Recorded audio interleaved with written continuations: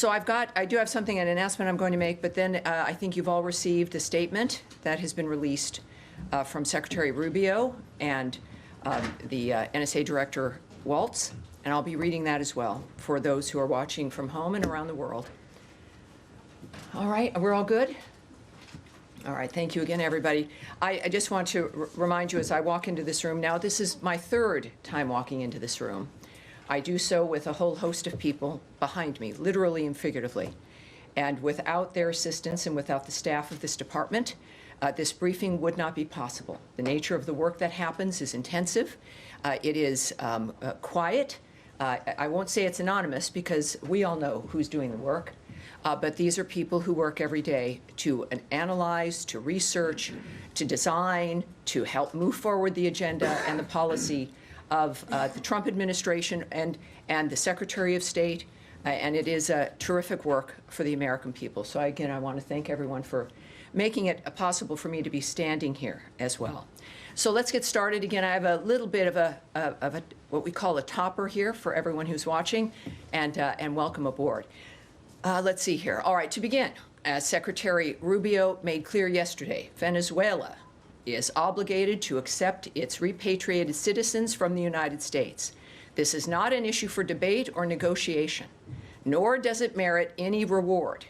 Unless the Maduro regime accepts a consistent flow of deportation flights, without further excuses or delays, the U.S. will impose new, severe, and escalating sanctions. As President Trump made clear in his proclamation, TDA is closely associated, closely aligned with, and indeed has infiltrated the Maduro regime.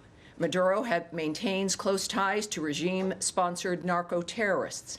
The Maduro regime must accept back all Venezuelan aliens deported by the United States, especially their murderers, rapists, criminals, human traffickers, and other illegally present criminals in the United States. End of discussion.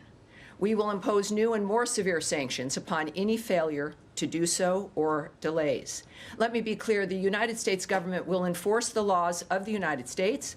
We will deport illegal aliens from our country, and we will have made clear that we expect countries to accept their nationals illegally present in the United States. We thank our partners in our region and around the world who are partnering with us to stop illegal immigration and combat vicious transnational crime. These efforts help all of us by making our entire region safer and more secure. On the Russia-Ukraine conflict, President Trump spoke with President Putin yesterday. As President Trump said, it was a good and productive phone conversation. Both President Trump and President Putin agreed on the need for this conflict to end with a lasting peace. They agreed, quote, the movement to peace will begin with an energy and infrastructure ceasefire, as well as technical negotiations on implementation of a maritime ceasefire in the Black Sea, full ceasefire and permanent peace. Today, President Trump spoke with President Zelenskyy. As President Trump said, it was, quote, a very good telephone call, with much of the discussion based on the call made yesterday with President Putin in order to align both Russia and Ukraine in terms of their requests and needs. In addition to these conversations, everybody's talking. Special Envoy Witkoff met with Putin last week. Last weekend, Secretary Rubio spoke with Foreign Minister Lavrov, and of course, Secretary Rubio and National Security Advisor Waltz met with the Ukrainian delegation in Jeddah. Negotiations will continue in Saudi Arabia in the coming days. On reports of Russian strikes on civilian infrastructure overnight, attacks like these are precisely why President Trump is committed to peace. It is time for the death and destruction to stop and for an end to this senseless war. As Secretary Rubio has said, there is no military solution to this war. All sides need to move to a ceasefire. President Trump has made this clear as well. We cannot get to the table for negotiations to end the war without a ceasefire in place. The shooting has to stop first. Finally, we'd like to welcome home the NASA astronauts, Butch Wilmore and Suni Williams, which of course we all watched yesterday. It was a remarkable scene with the dolphins that greeted them in the ocean also getting their own time on television. It was a fabulous event, and it reminded us about the nature of the 21st century, the modern age, and how progress continues.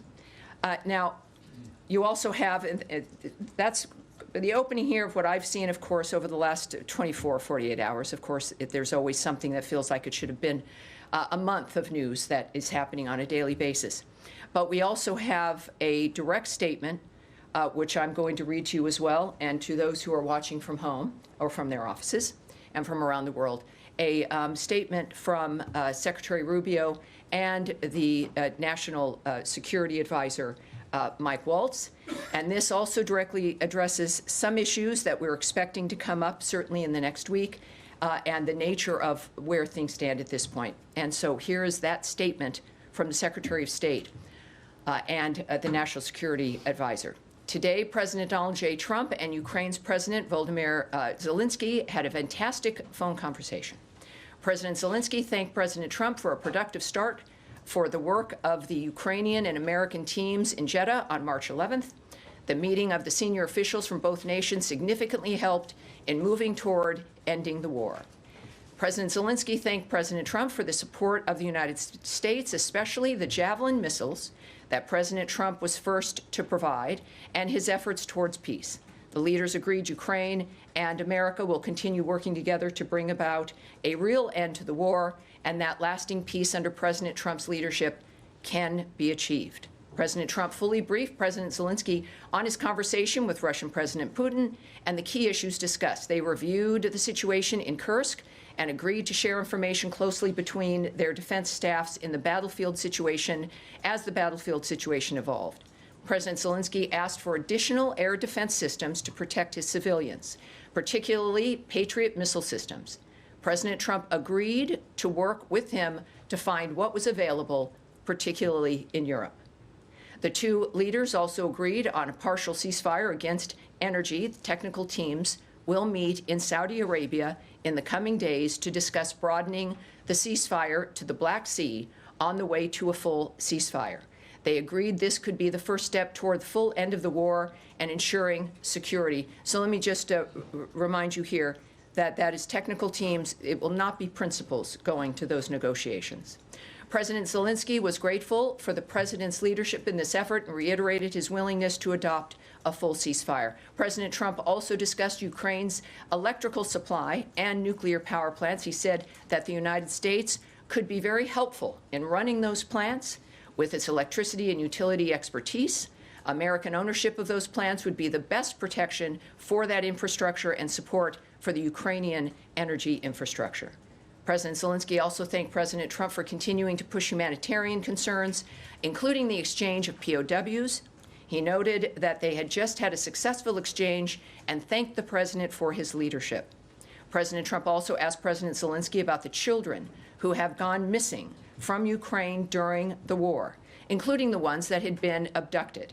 President Trump promised to work closely with both parties to help make sure those children were returned home.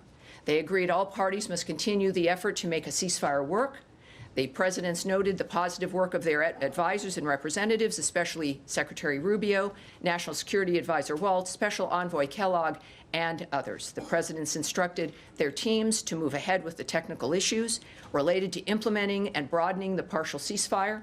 The presidents instructed their advisors and representatives to carry out this work as quickly as possible. The presidents emphasized that in further meetings, the teams can agree on all necessary aspects of advancing toward lasting peace and security. So we are closer to peace than, of course, we have been at any other point. But still, I know you might have some questions. I don't know why. And I'm here to answer those questions. Matt? Thank you, Tammy.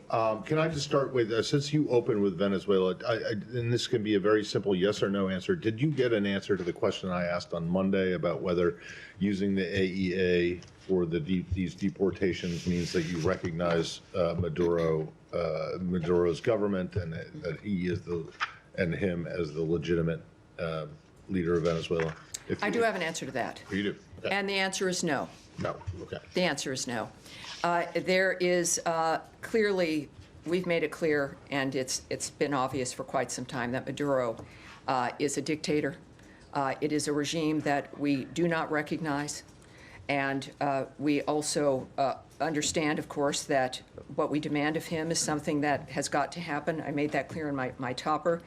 The AEA proclamation is still valid, of course. That is currently being challenged in court, so I'm not going to comment on that litigation. But at the same time, it's not a regime we recognize. We don't recognize him as the president or a legitimate ruler at all. Okay. Right. Secondly, then, and again, these are going to be extremely brief. On Friday, the Secretary signed, along with Pete Hegseth and the head of the National Defense University, this order removing the head of USIP. That's the Institute for Peace. Yes. Yes. Correct. I'm curious to know when and where the Secretary signed this. Well, it's been signed. And I don't have the details of exactly where he was. He was in many places in the 21st century. We were with him. Both Yes, of us. but we weren't with him. We were on an airplane, and he was in the giant Secretary of State area that is away from us. He wasn't with you.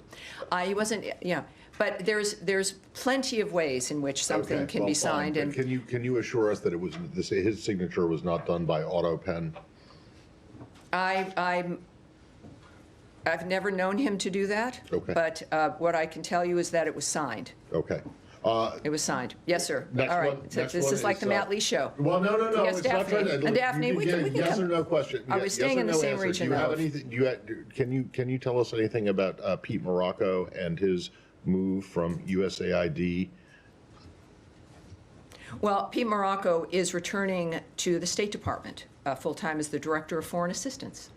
An indispensable role in aligning all U.S. government foreign assistance with the President's priorities. So he is returning to that job, and you will, I'm sure, no doubt, be hearing from him in a variety of different ways. Okay. And All right, then now last Daphne one- and hold Matt, on. that's it. Daphne, Tammy, let's go. Tammy. No, excuse me. All Three right, questions. fine. Daphne. Thank you. So the White House has said that it has moved beyond the U.S.-Ukraine minerals deal. Has that already been agreed to and signed? Well, what I know is, and you've noted their comment, is that at this point we're dealing with a whole host of things. That is not something that is being addressed at this moment, so I can't say what the disposition is, but I would just refer you to how they commented on it. And could I just follow up on what you said about negotiations continuing in Saudi Arabia? Yeah. Who will be representing the U.S. in these talks between the technical teams with Russia? Well, it'll be senior staff. That's all I can tell you. So it will not be principals. It'll be senior staff addressing technical frameworks. And of course, the timing is important. It'll be in the coming days. So when they said it would be quickly, as President Trump requested, it's happening quickly. And we'll see some results of that, I think, very soon. Yes. Just to follow up on that, Tammy, these technical talks, are they bilateral, trilateral? What is the format here? Are all of the parties going to be in one room? I think that's probably still being discussed or arranged, and so I can't really speak about the nature of the specifics of the arrangement, but it's enough to be able to work on, technically draw up and deal with the nature of what was agreed upon in the call between the two presidents, and there'll be people there who will be able to do that.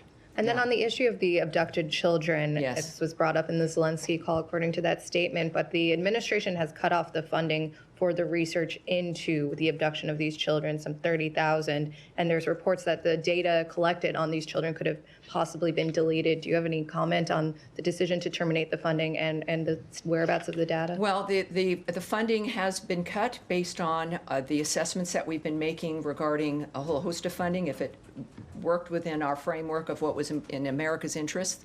What I can tell you, though, is also that the conspiracy theory or the fear or whatever it was about data being deleted is untrue. So that is false. The data exists. It was not in the State Department's control. It was the people running that framework, but we know who is running the data and the website, and we know fully that the data exists, and it's not been deleted, and it's not missing. So that's the good news. Why is it Yes, not in Michael. America's Michael. interest to track? Yeah, I'm sorry, Michael. Tammy, you referred early on in your opening about a ceasefire would apply to energy and infrastructure.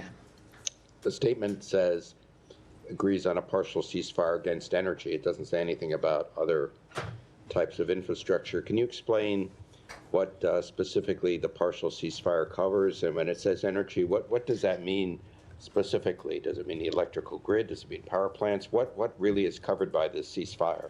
I think when we have technical teams moving to an area within days to discuss the technical aspects, we'll get those answers. But one thing that is clear is that, as I've noted, we've never been closer to the full ceasefire. As Envoy Witkoff noted last night, that it is just a short way away to a complete ceasefire. That is clearly the goal. The goal has been a ceasefire within which we can begin negotiations for peace itself. That has not changed. So this is, of course, as we know, this is an agreement. This agreement reflects us being closer to an end to this, and is really the first agreement that has created the potential of a de-escalation, which is what we want, and of course closer as a result to a full ceasefire so that this can end. The conversations between the parties involved, President Trump, the Secretary Rubio, Waltz, Witkoff, Kellogg, et cetera, multiple conversations to all the parties involved, and they've actually moved to the table in this regard through shuttle diplomacy, and so we've never been closer. So at this point, when it comes to the technical understanding, we'll learn that certainly in a few days, but this is the right trajectory brought to you by President Trump and his Secretary of State, Marco Rubio. Nadia. Thank you, Tammy. Do you believe that diplomacy is still the best option to deal with Iran? Considering some reports that maybe the president has given them 2 months only, other options are still on the table. And on Gaza, while Israel is going after Hamas, there is reported of 400 people being killed, the majority are civilians, including 185 children. What is the United States doing to tell Israel to spare the life of civilians, or to avoid them at least? Well, first of all, on the question of Iran, it's been clear, Secretary Rubio has made it clear that, of course, as the world's top diplomat, that diplomacy matters. And we continue. Diplomacy includes, of course, there's a whole host of things in the toolbox for diplomacy, and the world understands this as well. So, of course, yes, diplomacy is the best way to handle the situation. And regarding, was it about The Gaza? civilian casualties in Gaza, including 108 children, are being killed. Yeah, it's horrible. This entire, it's the 21st century, and the savagery unleashed by terrorist groups, death squads of Iran, entities that have an investment in the suffering never ending, the use of people, the Gazans in particular, as cannon fodder for a dynamic that the world has decried for decades. And finally, we are here, and we've had enough of a conversation within the framework of this needing to end. And at the start, President Trump and Secretary Rubio demanded a new way of looking at how we end this framework of death and destruction, this cycle. And we are still in that process. And their demand that we can't continue on is made clear by the fact that Hamas had an offer, a bridge to continue on to the second phase, which they rejected. It was not a dynamic that was clearly going to end well in their rejecting it, but they did so anyway. And it's a horrible result of more decisions by Hamas that continue the suffering. But that has been the history.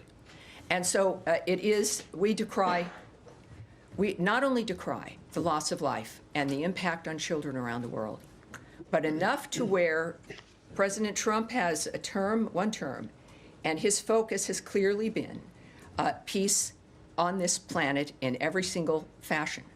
And it will essentially be able to work because he's known to get results, he's known to be serious, and we're seeing it move forward. So it's a shame that Hamas has allowed this to occur, but look nowhere else other than the people who have facilitated this suffering from the beginning.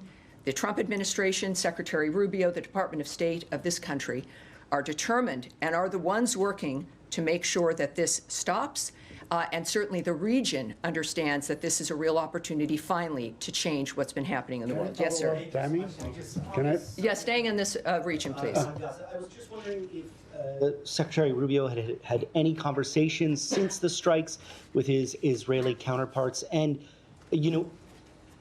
are you trying to ensure that when Israel does these strikes using U.S. weapons that they're targeting, being as careful as possible in their targeting? I can tell you that, of course, our teams, they're constantly in touch.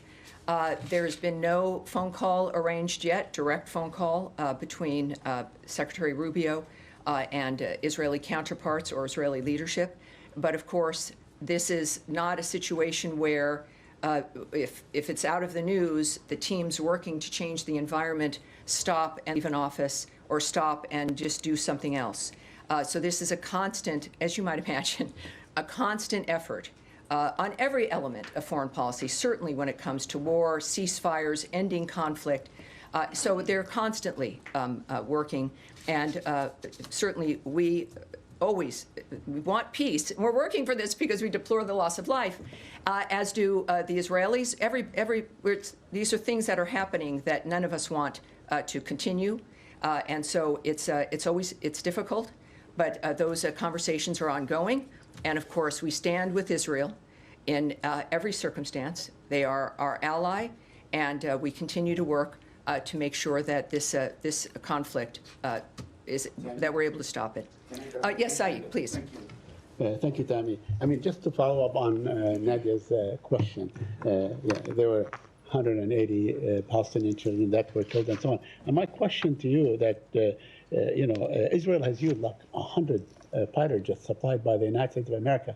There's absolutely no ground-to-air defenses in Gaza, so there was no response whatsoever. And that, hence the quest for restraint and so on, that the U.S. probably should ask Israel. On the issue, the humanitarian issue, it's not only the bombing. I mean, there was a humanitarian catastrophe to begin with the holding of the aid and so on, and now we have this situation. Is the United States concerned that there is a looming catastrophe, probably of apocalyptic nature coming through? The actions of the world against what's happening make it clear that we are going to get this to be stopped. What I can tell you is it is a catastrophe, and there was a ceasefire on October 7th, I should say. There was a ceasefire, and it was broken by, apocalyptic, by the massacre of 1,200 people, the taking of over 250 hostages, remaining hostages that still are in unknown conditions. Certainly, Idan Alexander deserves to be free, and he still is not. So when we think about why we're in this situation, let us not forget. We talk about never forgetting certain things that happen. And it's important to keep reminding people of the things what sparked this, the obscenity of October 7th, the obscenity of this wholesale massacre that was videotaped, involving the slaughter of children, of babies, of women being raped as then they're murdered while they're being raped in front of some things are so difficult, we choose to not think about them or hold them in our consciousness because we can't. But in this situation, it is a mistake to look at dynamics within a section of what has occurred and remember the history of what has led us here and the extraordinary surprise at the American approach, the Trump approach, to try something new because this can't continue. As a civilized world, it can't continue. So yes, we decry everything that is going on, which is why we are doing what we are doing now. A quick follow-up on yes, sir. solution. I just want to follow up there on the material point about, the State Department is bound by the Leahy laws and other laws of the United States when it supplies weapons to its ally Israel. The point has been made that over half of these casualties, or those killed, were women and children. So is there a process underway in this building to assess if those actions using American weapons were compliant with international law? Well, what we do, we work and apply international law. We apply certainly are applicable U.S. laws, I should say. And that is something, of course, that we are committed to. That's what we ask of others to do, and that's what we're doing. Yeah. Yes, ma'am. Is it okay if I shift regions? I'm sorry? Can I shift away I from guess, Belarus? are we going to shift region? You have a few more questions here. I will come right back to you. There. Yes, sir. Thanks, Tammy. A couple questions. Number one, on the Israel-Hamas unraveling of the ceasefire. I understand the U.S.'s position. What about the actual plan? The first time around, there was an immense political investment made in garnering a ceasefire. Is the U.S. planning through the State Department again to invest that much political capital in getting a ceasefire back in place? And if so, is the route the first time to pressure Prime Minister Netanyahu? Is it now to pressure Qatar to lean on Hamas? What is the plan of action here? Well, first, I'm not going to discuss negotiations or diplomatic conversations or plans that might be emerging or not. What we do know, and I think has been very public, is the fact that President Trump is not just wanting a peaceful day or a peaceful week. Secretary Rubio is not flying around to speak with his counterparts, to handle summits and speaking with the parties involved so that we can have a peaceful fortnight. This is over. It is over. The people, all of us are subjected, certainly not as much as the people on the ground in the Middle East. But the world has to be done with this situation. So the commitment, we would, with the nature of what President Trump has already been able to create in his first term, in his personal life, the nature of the commitment of Secretary Rubio, that we have got an understanding of what, enough of a history of knowing what has happened, that we know it has to be handled differently. The region understands this, and the Trump administration we have this window of this administration to change the trajectory of what has been decades and decades, coming up on 100 years of carnage that is now unacceptable. So if it's going to be done, everything that is necessary to get it done will be delivered by President Trump. One other All right. question for Yeah. Yes, ma'am. Thank you, Tammy. I have two questions, and Russia, North Korea, and South Korea. First question, South Korea. It was revealed that the former Biden administration classified South Korea as a sensitive country in the Department of Energy in January 2025. What is the specific reason for classifying South Korea as a sensitive country, and what is the Trump administration's stance on allies? And All right, so let me answer that. Is that, in fact, I have to refer you to the Department of Energy, all right? So that's the Department of Energy designation. Okay. And also, obviously, I'll reiterate, is that the United States greatly values the close relationship we have with the Republic of Korea on scientific research collaboration, and we look forward to continued robust cooperation. So that's my answer there, and I promised you I would come to you. Can I have Yeah. one more Well, Russian deputy? Do you want to cede? Yeah. All right. Yeah, thank you. Let me go back. All right, let's do that. All right, go What do ahead. you think's I'll be best? back with you. Sure. Because we're why on not? the region anyway. Yes, ma'am. I want to ask about the case of this missing spring breaker in the Dominican Republic who's feared to have drowned. Authorities in the country have effectively detained an American college student who's a witness in the case by withholding his passport. Is the State Department working to bring him home? Well, you're talking about Joshua Ribe, if I'm saying his last name right, yes. So we, and I say this often, and we'll probably be saying it a lot more, is that there is no higher priority than the safety and security of U.S. citizens who are overseas. That matters to us. We're aware of this situation, certainly, and we take seriously our commitment to assist U.S. citizens abroad. It is a situation where I can't discuss certainly specifics, but we know that the U.S. Embassy is in communication with him and his family and his lawyer, and we are providing consular assistance as well. So that's where I have to set it, and I hope that answers the question. Is that right? All right, we'll go back here. Thank you again. So about Russia, yes? Yes, Russian Deputy Foreign Minister Rudenko visited North Korea last weekend and discussed the war in Ukraine with North Korean Kim Jong-un. How does the Trump administration concerns about the military cooperation between the Russia and the North Korea? But the Russians, they still want to remain the North Korean troops in the Russia, Moscow. Thank you. Right, so asking about the nature of our reaction to Russia and North Korea and their alliance, essentially. So we know, of course, that's a perfect example of how third countries, like the DPRK, have perpetuated this war. So this is a dynamic that other countries are involved in, and certainly very specifically the DPRK. And they bear responsibility for the nature of what's going on.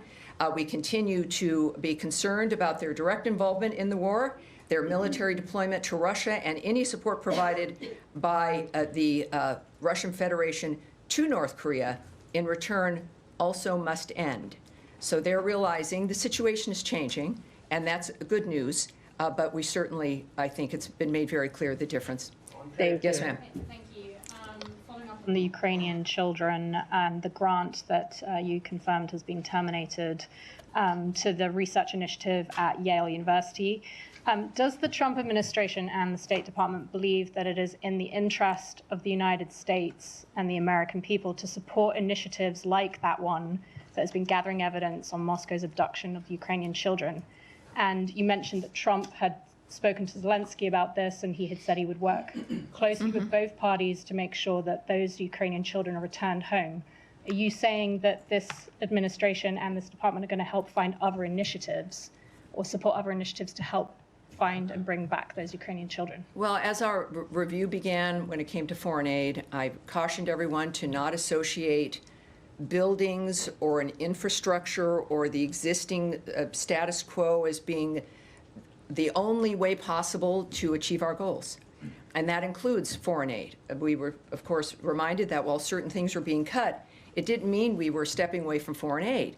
It's about stepping away from abuse and a waste of money and an infrastructure and a bureaucracy that ends up taking the finances that exist, and us needing to have finally an even playing field to determine what's been working, what isn't working, how to start again without an infrastructure that's going to take a majority of the funding in order to breathe life into itself, so that we can actually spend money and do work that gets directly to the heart of the matter and saves people's lives, gets them life-saving assistance that is aligned, as those things are, with the American point of view and the American. Was abusing funds? Well, I know that it was cut, and it was cut and the things that have been cut were not assessed to be within the framework of what mattered to this administration on the issue of making America safe and secure or more prosperous, but also it's an issue about waste and abuse. So when we think about a particular effort, it's important to realize that it's the goal that we need to address versus a particular structure that might be happening. So when we have a funded grant at a university that might be cut because it's been determined that it needed to be cut, and then you've got the presidents of the nations involved in the issue talking about it personally on the phone, the president of the most powerful country in the world saying, I'm going to do something here. We're going to work on this. I think that's a pretty good, clear indication that we can still work on issues that matter and make them happen without it being in a certain structure that has existed. So I think that's pretty clear. It was very important for President Trump's comments to President Zelenskyy on that matter. Yes, Sure. Sean. Can I go back to the issue of cuts in U.S. government-funded media? Sure. Radio Marti, the Secretary has long been supportive of that. It's broadcasting into Cuba. Does the Secretary support the elimination of Radio Marti? I have not spoken to him about the specifics of the nature of these particular programs. But what I said on Monday is I'll repeat here, is that the American sensibility we value and have talked about, and it matters to us, the issue of people's voices being heard, the issue of freedom of speech, freedom of expression, and the ability, I think the desire and the ability to do that is always a priority when it comes to how we spread the word of democracy and want to improve the quality of people's lives. How that happens might change over time. And I think that's, again, bringing us back to the fact that we've gotten used to a certain infrastructure, but how we apply the values that we hold may change. And so I will ask him, we'll take that back as a specific question for the Secretary. That is something that I think is important, and I'll find out for you. But what I do know is that his number one priority is to make sure this nation is safe financially, that Americans are safe, that we are secure within this world, and that's going to be part of, I think, the transition that happens. Yes, yes, sir. Going back to Ukraine talks, if I may. The Secretary last week met with his Ukrainian colleagues, and he discussed full ceasefire deal. And he gave a press conference, the latest one I think was in Canada, where he said that, when we're going to talk to Russian leadership, we will know if they say no, I'm going to quote the Secretary, it will tell us a lot about their goals and what their goals are and what their mindset is. The concerns that, with current achievement you have, Russia might be using these negotiations to accelerate victory, to weaken Ukraine, to strengthen itself. Energy, infrastructure deal or ceasefire will help Russia more than Ukraine. Because right now winter's over. There's lots of conversations that we have that are suppositions and what we imagine because of our own experience and what we think may or may not happen. But there's something very specific happening right now. Conversations between the top leaders, conversations between all the parties involved, measures so that people will be meeting in the coming days to get to specifics. No one's waiting for the next week to maybe have another call, to maybe figure out something, maybe you'll show up. These are specific actions that are being taken immediately. So we've been in this really fast environment where everything's happening fast. The good news is, so is peace. We've never been closer. So there's all kinds of reasons that might be informing President Putin's reasoning. I don't know, and I'm not going to guess at what those are. What I do know is what President Trump is doing, the hard and fast framework of what we expect in the next few days in Saudi Arabia, the people who are committed to this, and that everyone now is at a table to get this to the same goal. Thank you. If I may. Yeah, all right. Daphne. Just a question on Turkey. President Erdogan's main political rival has been detained on charges of corruption and aiding a terrorist group. What's the U.S. stance on this? Do you have any concerns? Well, we would encourage Turkey to respect human rights, to handle its own internal framework appropriately. But we're not going to comment on the decision-making, the internal decision-making of another country, but except to remind them that we expect them to behave in a manner that respects the rights of all of its citizens. And I think that's pretty obvious, but it's good to repeat. Yes, sir, standing.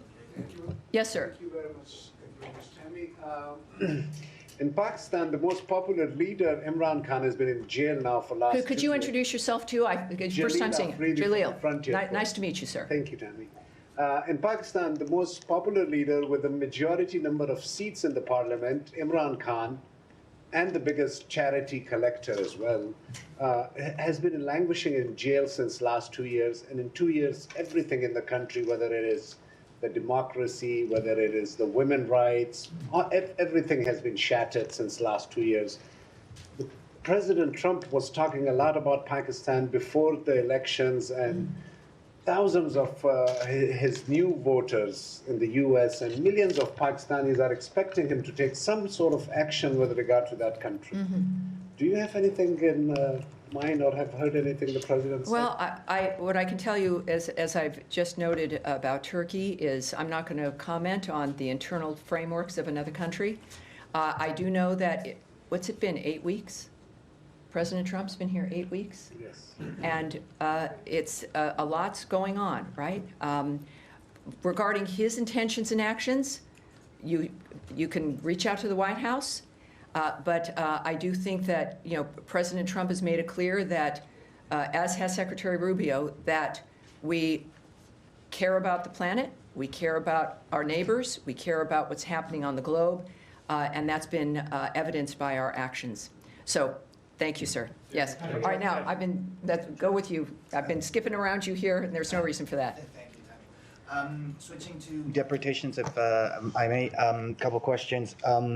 One, has there been any direct exchanges with Venezuela since last Saturday regarding the deportation flights that you mentioned before, the ones that are supposed to take Venezuelans directly back to Venezuela? And also, I'd like to know if there's any details that can be shared regarding an agreement with El Salvador in regards of El Salvador incarcerating members of Tren de Aragua organization. Thanks. Well, I think we know of one request that El Salvador had, which is they wanted 2 of the worst MS-13 members deported back to them. And we said, okay. So they got those 2 MS-13 gang members. What we also know when it comes to El Salvador is they're dedicated to working with partners to end the crisis of illegal immigration, is committed to accept certain individuals removed from the United States, including the TDA members. And they also, besides the MS-13 members, they also requested 21 of its most wanted gang members who are El Salvadoran to go back as well, so we accommodated that also. And we plan to work with Congress to provide assistance to support El Salvador's correction system, which seems fair. And on Venezuela, you're asking if there's been any more. Well, I think the message I mentioned at the top of this briefing was that they've got to start doing it, or there's going to be serious problems. There's going to be sanctions, and we will be reacting. So they've been told they've got to. At this point, I don't believe any more certainly has moved, and certainly some of this we're looking at the judge's order, et cetera. But what we do know is that deportation flights will continue to other countries and other regions. All right. Yes, please. Yes, Nick. On Friday, Special Envoy Grinnell announced that Venezuela had agreed to accept the repatriation flights. Well, that's nice. It's nice to say so, and doing it will be an important gesture. But have they signaled that they're reneging on that agreement that's been announced, or? Well, again, I'll refer you to the Secretary's tweet, which I think speaks for itself. It was very strong. President Trump said also that Maduro has not been taking Venezuelan deportees back fast enough. And this is not something that will be negotiated. Also, nor does it merit any reward of any sort. And also, if he does not accept the return of the deportees, of course, we will start to employ escalating sanctions. So it is about what our requirements are for well, I'll just leave it at that. I was going into my talk radio mode, and that was not going to be appropriate. Yes, sir. Thank you very much. From Al Jazeera. Very good. Nice to meet you. I just want to go back to the statement about Ukraine, in which it is stated that American ownership of power plants within Ukraine would be a way of guaranteeing their protection.